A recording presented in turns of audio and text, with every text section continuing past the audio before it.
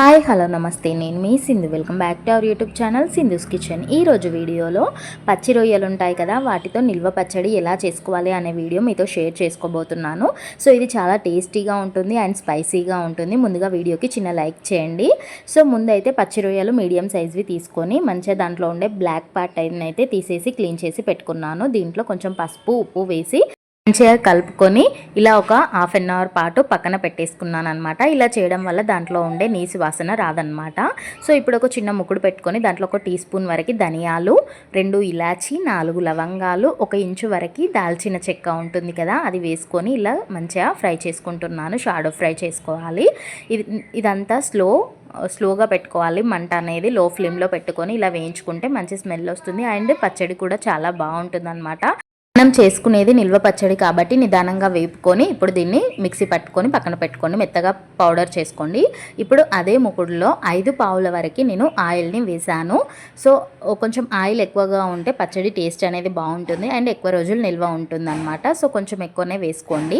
ఇప్పుడు దీంట్లో మనం ఇందాక కలిపి పెట్టుకున్న రొయ్యలు ఉన్నాయి కదా, పసుపు ఉప్పు, ఆ రొయ్యల్ని ఇందులో వేసుకొని మంచిగా వేయించుకోవాలన్నమాట. నిదానంగా వేయించుకుంటే మంచిగా టేస్ట్ వస్తుంది అండ్ పచ్చడి ఎక్కువ రోజులు నిల్వ ఉంటుందన్నమాట. సో ఇలా ఎంత అంటే కొంచెం మంచి కలర్ వస్తుంది కదా, గోల్డెన్ బ్రౌన్ కలర్ వచ్చేంత వరకు నిదానంగా వేపుకోండి. నాకు అరౌండ్ ఒక 15 to 20 మినిట్స్ అయితే పట్టింది. మీరు ఎక్కువ క్వాంటిటీతో చేస్తే 2 వాయిలు వేసుకోవాలి.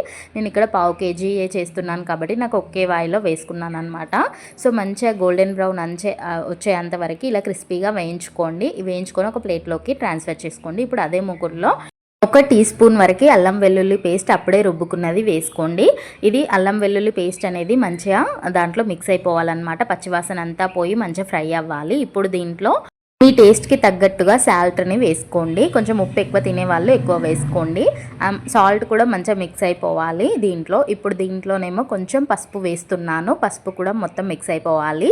అండ్ ఇందాక మనం మిక్సీ పట్టుకున్న మసాలా పౌడర్ ఉంది కదా, ఆ మసాలా పౌడర్ని కూడా ఇందులో వేసేస్తున్నాను. అలాగే కారం 2 టీ స్పూన్ల వరకు వేస్తున్నాను. ఇప్పుడు ఈ స్పైసెస్ అన్నీ ఈ ఆయిల్లో మంచిగా ఫ్రై అవ్వాలన్నమాట. కారం వేసిన వెంటనే స్టవ్ ఆఫ్ చేయండి, లేకపోతే మాడిపోతుంది అనమాట.